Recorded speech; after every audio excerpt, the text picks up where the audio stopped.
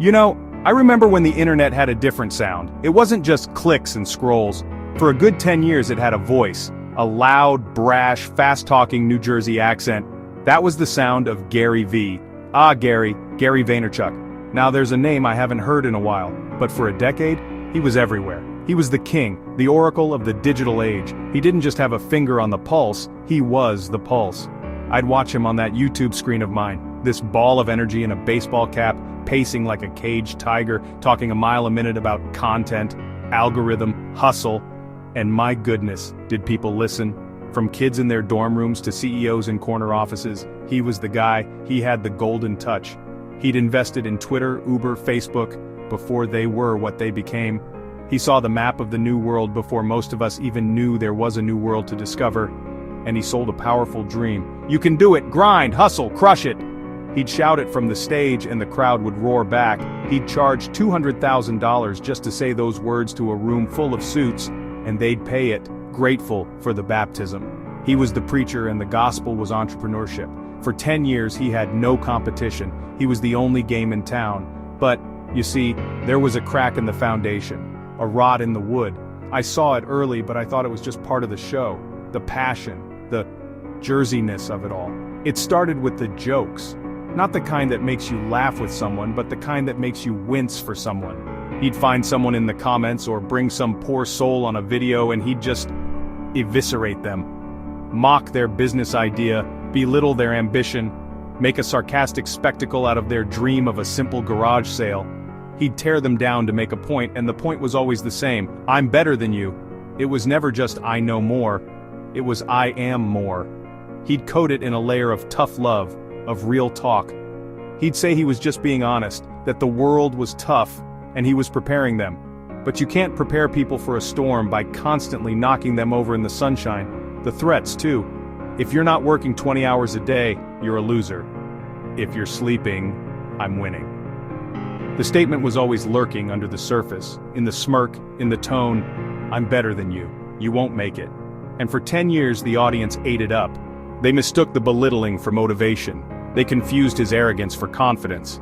They thought the boot on their neck was pushing them forward. But you can only stand on people's backs for so long before they decide to move. It wasn't a sudden crash, it was a slow leak, a quiet sigh. One by one, then in groups, then in waves, they just stopped listening. The laughter in the comments began to sound forced. The "you're so right, Gary" started to feel like a reflex, not a belief. The audience woke up. They woke up tired. Tired of being told they weren't enough. Tired of being diminished from a stage by a millionaire who'd forgotten what it was like to have nothing. They realized that tough love without the love is just, well, it's just tough. It's just bullying dressed up in a branded cap and a podcast microphone. The world changed too.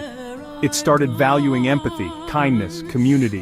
The very things his philosophy had trampled on. New voices emerged. Voices that taught you how to build a business without having to destroy your self-worth in the process. Voices that built people up instead of using them as punchlines. And Gary, he just got louder.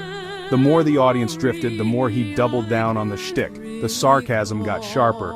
The "I'm better than you" became less of a subtext and more of the entire text. But the room was getting quieter. The echoes of his own voice were all that was left.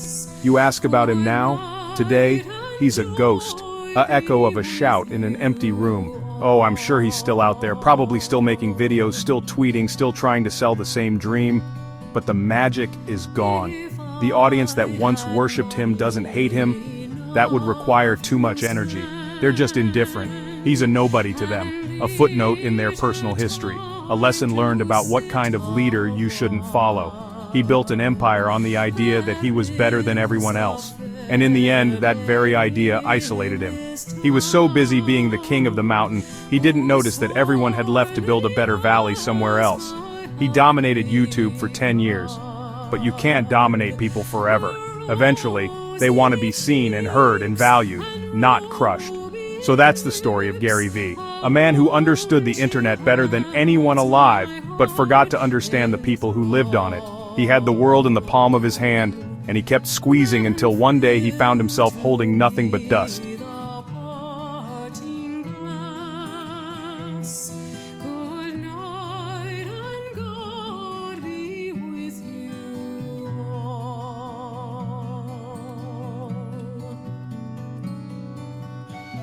Funny thing, success. It's a lot like a sandcastle. You can build it big and bold for everyone to see. But if you build it without respect for the tide, well, eventually the tide always comes in.